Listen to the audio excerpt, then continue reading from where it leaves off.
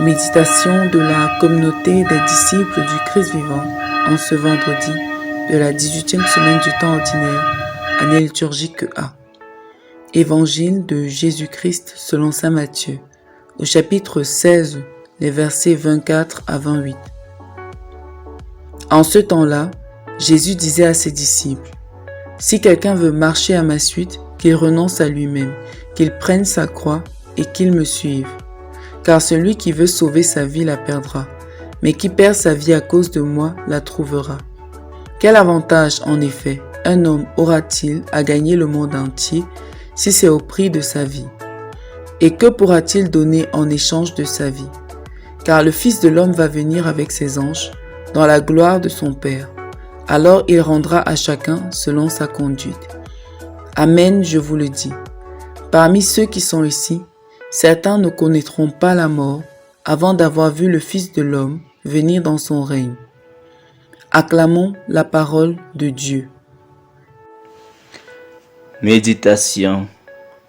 Seigneur Dieu Tout-Puissant, à l'aube de ce nouveau jour, je m'approche de toi, mon seul vrai bien, pour te dire merci pour ta présence et ton action dans ma vie de tous les jours. Malgré mes nombreuses fautes et mes égarements, tu ne te lasses jamais de me chercher, et par ton Fils Jésus le Christ, tu me montres le chemin que je dois prendre pour parvenir au bonheur éternel. Ce chemin n'est pas du tout facile, car te suivre suppose un certain nombre de choix, de ruptures, à la fois individuelles et communautaires.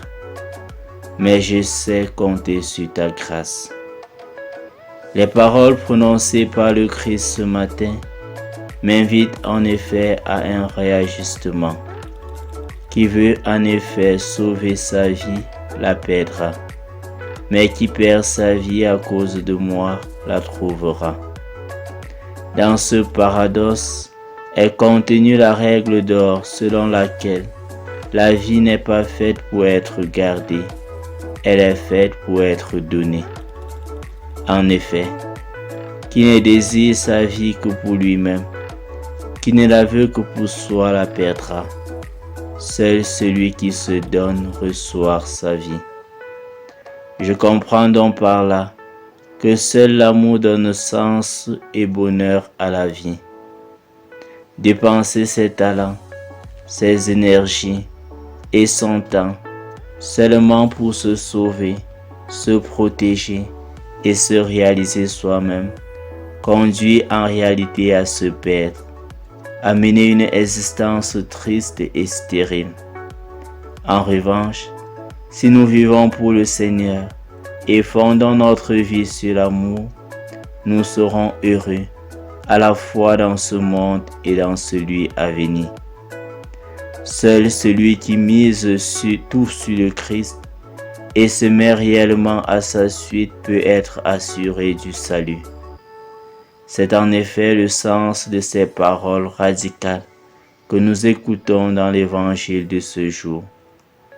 Si quelqu'un veut marcher à ma suite, qu'il renonce à lui-même, qu'il prenne sa croix et qu'il me suive.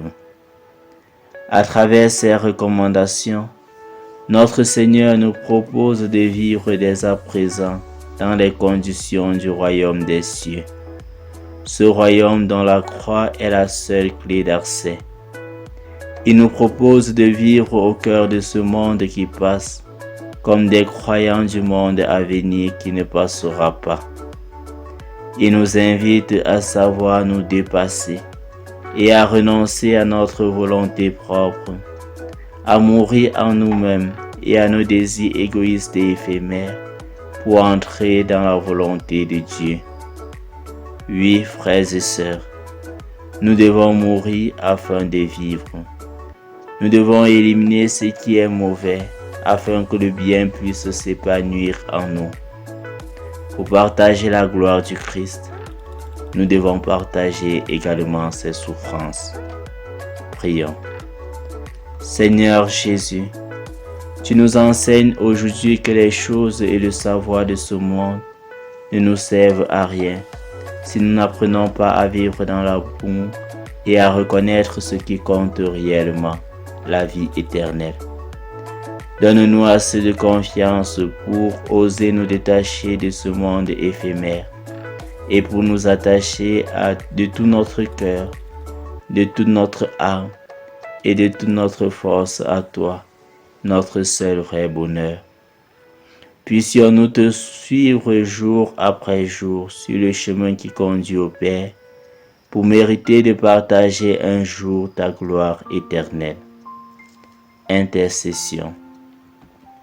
Prions pour tous ceux qui ont perdu leur vie à cause de leur foi en Jésus-Christ, qu'ils trouvent grâce auprès de Dieu et que leur exemple ravive notre foi. Exercice spirituel. Identifier un péché que nous commettons constamment et faire l'effort de renoncer à cela.